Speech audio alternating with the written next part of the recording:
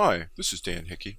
Welcome to my Big Open Online course and P507 class. This short video will introduce you to the Wikifolios and show you how to complete the first assignment in the course. You've already seen the video that orients you to the website and its features. There's two ways for you to get to the assignments.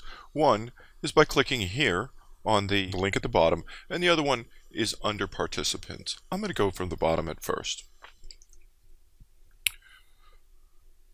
So here you see the basic structure of the Wikifolio. You want to click on this to see the contents.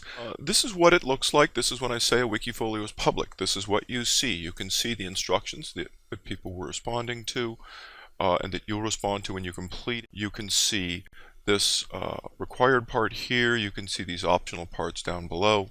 And then finally, you see down here some discussion and some commenting points. Let's go to the upper right there to click on the edit. When you complete your assignment, first thing you want to do is look carefully at the instructions and read it. These deadlines are actually quite important. We do like to stay with the flow of class. Don't get behind if you can help it. So if you click on that little tab there, the first part asks you to sort of describe your role. Say, what is your role in education? What you see here is a standard text editing window. There, for instance, if you want to paste from Word because you like working in a Word editor, that's there. If you want to paste a hyperlink, it's best to select the text that describes the link, then click on that box. When you do that, it opens up a little place for you to paste the URL. The next part asks you to talk about the setting, where you work. Now here's the part about the curricular aim. This is really important. Sometimes people describe sort of a project, a portfolio, an essay as their curricular aim. That's not going to work for this course. You really have to distinguish between the curriculum itself and the aim of the instruction. You want to read about this in Chapter 2 before you complete the assignment. Continuing on, you're asked to talk about the context in which your instruction takes place.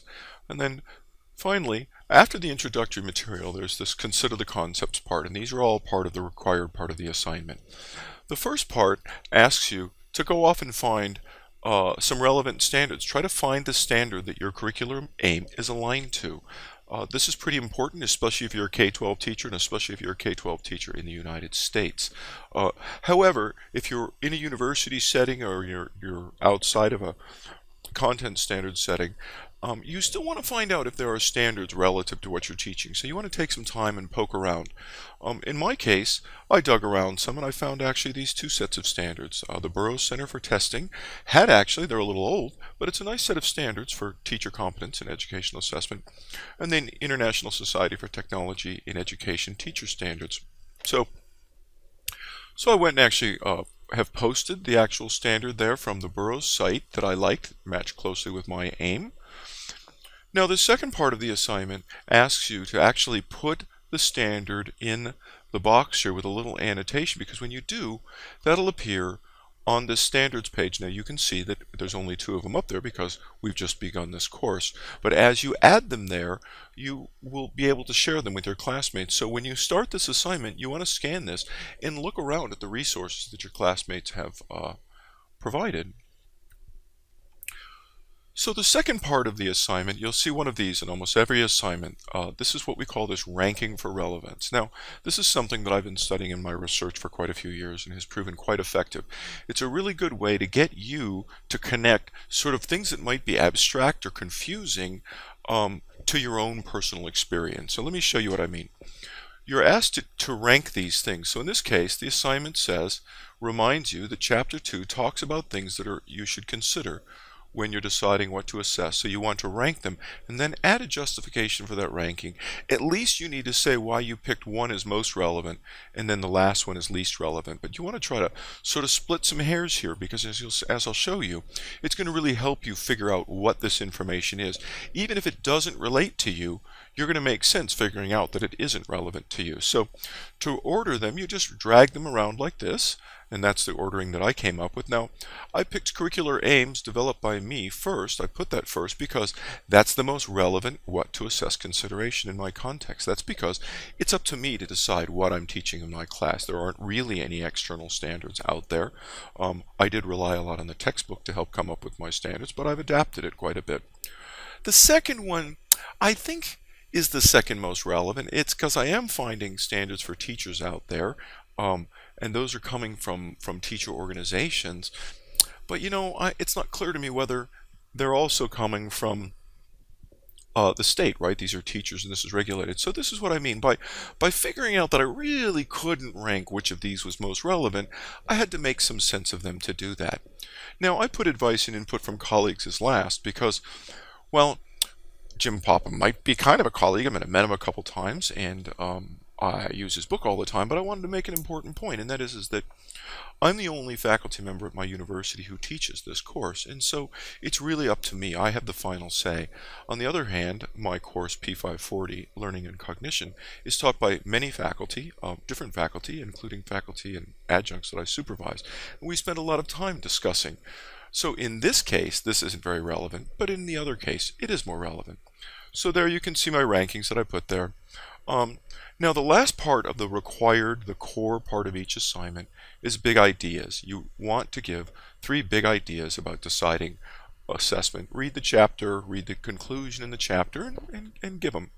So here's another section that's it's optional for non-credit students. Now, if you want to develop real expertise, and if you want to develop the expertise badges, and certainly if you're taking the course for credit, if you're in P507, you are required to complete all of these parts. Now, the self-check goes straight from the textbook.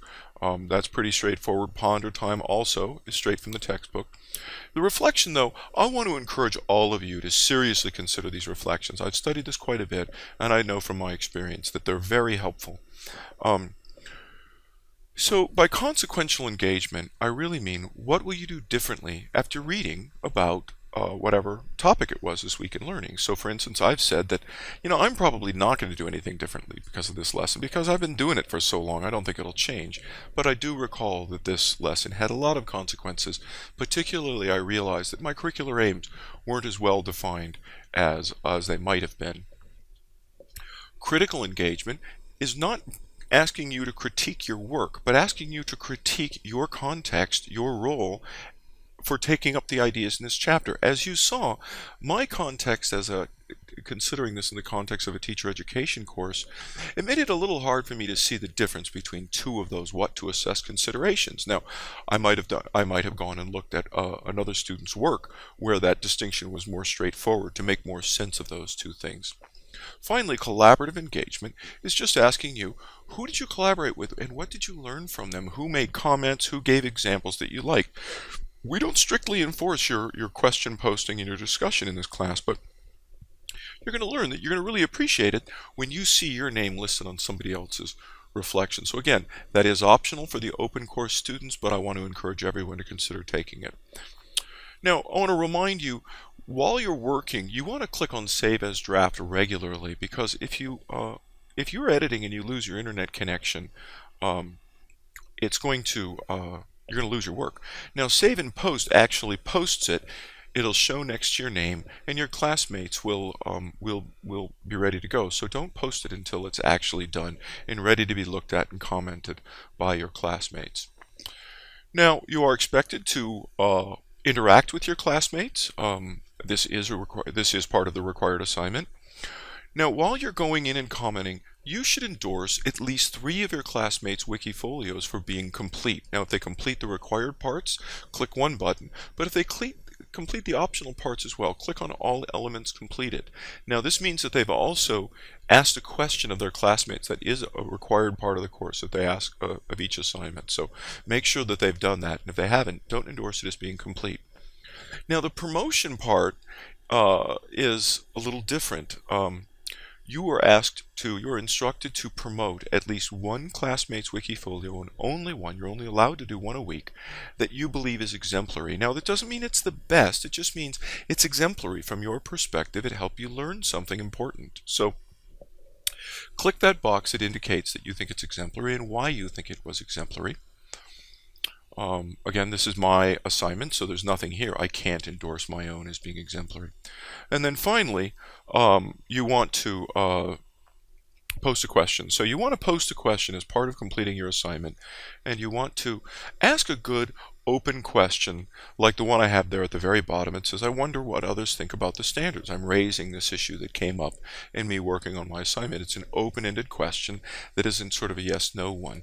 Now, you want to go in, you want to make comments, you want to get discussion going, you want to get really substantive disciplinary discussion going. So that's basically what it is. Now I'm going to switch to my other site for privacy purposes and show you another part of the thing. So this is the participant list.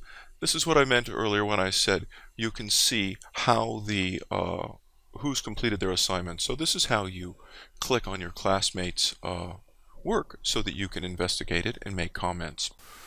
So let's go back to the other site, to the active site. Last thing I want to show you before we leave is just this new feature, these practice exam questions. These have just been added. Now these are strictly to self-check your own understanding. We've got some minor formatting problems with, as you can see.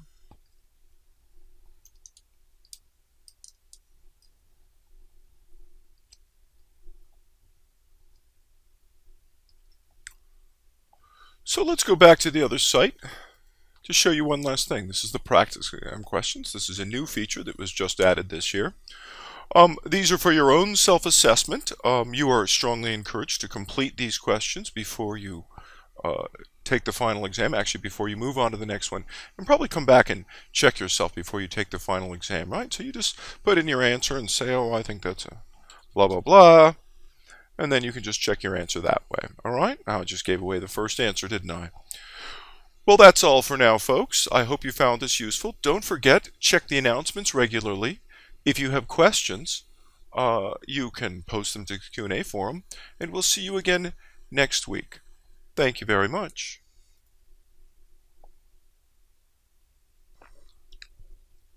So that's all for today for the short assignment video. Don't forget to check the announcements regularly. If you do have questions, post them to the Q&A forum where your classmates can see them, but you may want to consult with the facts first. Thank you very much.